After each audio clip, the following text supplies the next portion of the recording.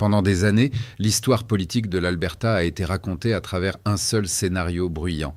Colère contre Ottawa, discours de séparation, une première ministre qui ne fermait jamais complètement la porte à un référendum, et un mouvement devenant plus bruyant, plus tranchant et plus convaincu que l'Alberta était déjà à moitié sortie du Canada. Mais ensuite, les chiffres sont tombés et ils ont raconté une histoire très différente. Lorsque l'on pose aux Albertains la question officielle du référendum, 60% disent qu'ils voteraient non au départ du Canada. Seulement 35% disent oui. C'est un écart de 25 points. En politique, 25 points, ce n'est pas une course serrée, c'est un ras-de-marée. Et lorsque la question est rendue plus simple, rester ou partir, le résultat devient encore plus difficile à ignorer. 67% veulent que l'Alberta reste au Canada. Seulement 30% veulent partir. Cela représente plus des 2/3 de la province choisissant le Canada. Donc ce soir, la vraie histoire n'est pas que l'Alberta se précipite vers la séparation. La vraie histoire, c'est que les voix les plus bruyantes de la province ne représentent peut-être pas la province au nom de laquelle elles prétendent parler. Voici la partie dont presque personne ne parle.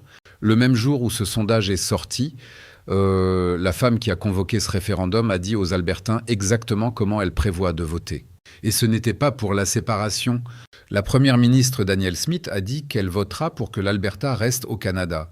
La plupart des couvertures médiatiques traitent cela comme deux titres séparés, un sondage et la déclaration d'une politicienne. Ils ne sont pas séparés. Mettez-les côte à côte et ils révèlent quelque chose de puissant sur la direction que le Canada pourrait réellement prendre. Quelque chose qui va à l'encontre de presque chaque histoire racontée sur l'Alberta au cours des 2 dernières années. L'organisation à but non lucratif Angus Reid Institute a sondé 979 Albertains, près de 1000 voix provenant de toute la province. Ils ont posé une question directe. Si un référendum sur la séparation avait lieu, comment voteriez-vous ? La réponse était claire. 60% ont dit qu'ils rejetteraient le lancement du processus de séparation. 35% ont dit qu'ils le soutiendraient. Mais les sondeurs ont fait quelque chose d'important. Ils ont posé la question de 2 manières différentes. D'abord, ils ont utilisé la formulation exacte que le gouvernement de l'Alberta prévoit d'inscrire sur le bulletin de vote. Cette formulation est longue, compliquée, 37 mots. Et elle ne demande pas simplement « Voulez-vous que l'Alberta quitte le Canada ?» Elle demande si le gouvernement devrait commencer un processus juridique pour tenir un futur référendum contraignant sur la séparation. Relisez cela. C'est un vote sur l'opportunité d'organiser un autre vote. Face à cette formulation officielle, les Albertains ont quand même rejeté la séparation 60 contre 35. Puis les sondeurs ont posé la version simple. L'Alberta devrait-elle quitter le Canada ou rester ? Simple, direct, sans brouillard juridique. Et sur cette question, le soutien au Canada a grimpé encore plus haut. 67% ont dit rester. Seulement 30% ont dit partir. Cela vous dit quelque chose d'essentiel. Plus la question est posée clairement aux Albertains, plus ils choisissent fortement le Canada. Le chiffre de la séparation ne grandit pas quand le brouillard se dissipe. Il rétrécit. La répartition géographique raconte la même histoire. À Calgary, 58% rejettent la séparation. À Edmonton, ce chiffre monte à 73%. Près de 3 personnes sur 4 dans la capitale de l'Alberta veulent rester au Canada. Ce sont les 2 plus grandes villes de la province. Ensemble, elles représentent la majorité de la population albertaine. Et toutes 2 sont fermement fédéralistes.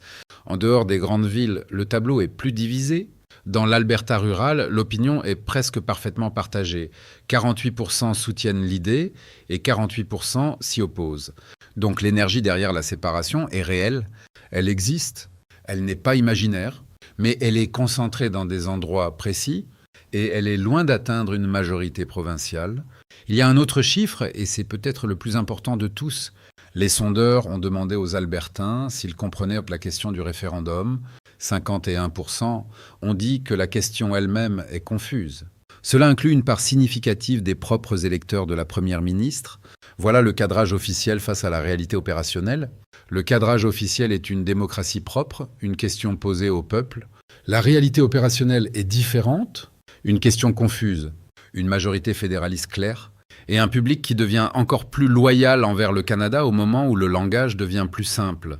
Donc si la plupart des Albertains veulent rester, et si même beaucoup d'électeurs trouvent la question confuse, la question évidente est celle-ci. Pourquoi organiser ce vote ?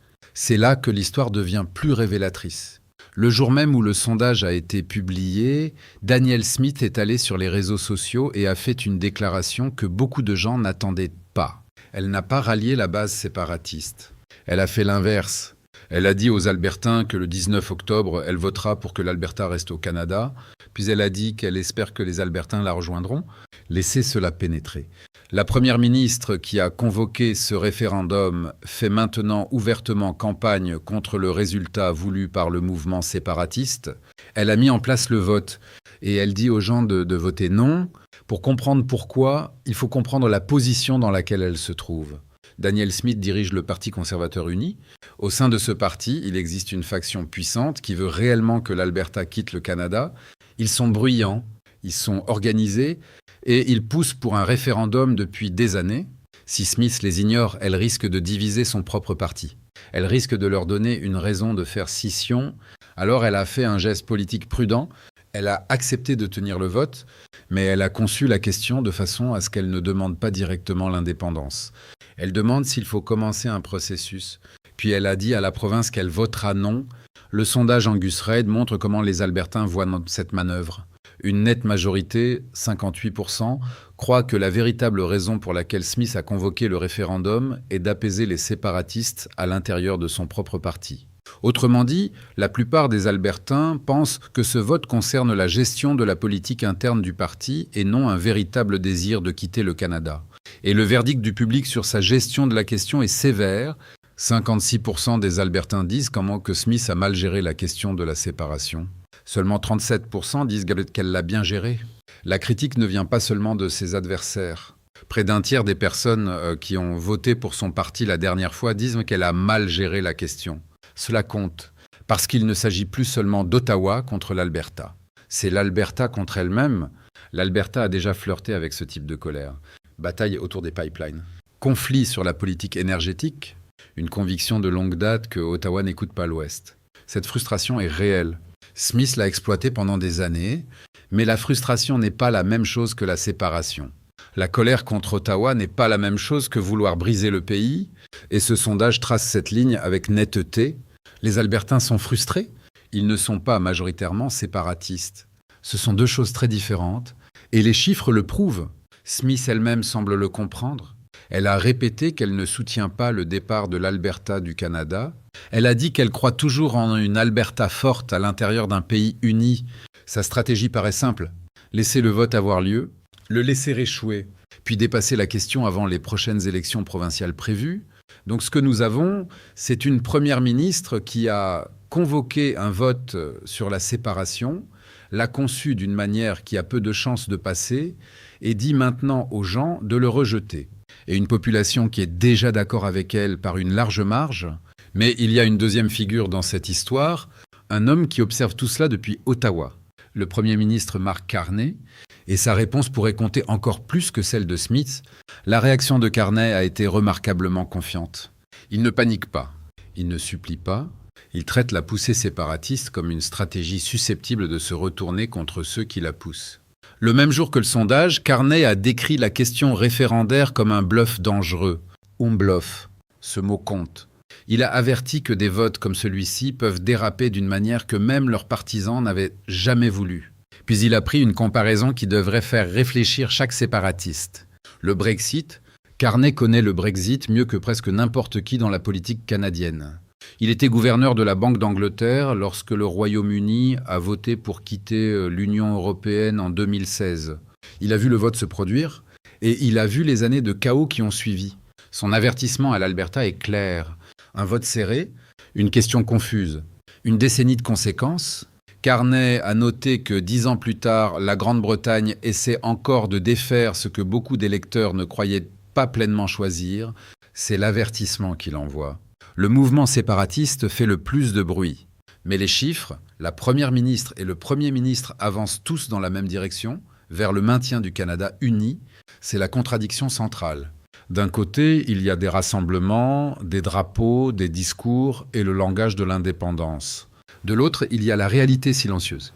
Une majorité des 2/3 pour le Canada. Une première ministre qui vote non. Un premier ministre qui qualifie toute l'affaire de bluff. Le bruit pointe dans une direction. La substance pointe dans une autre. Et Carney ne fait pas que parler. Il construit.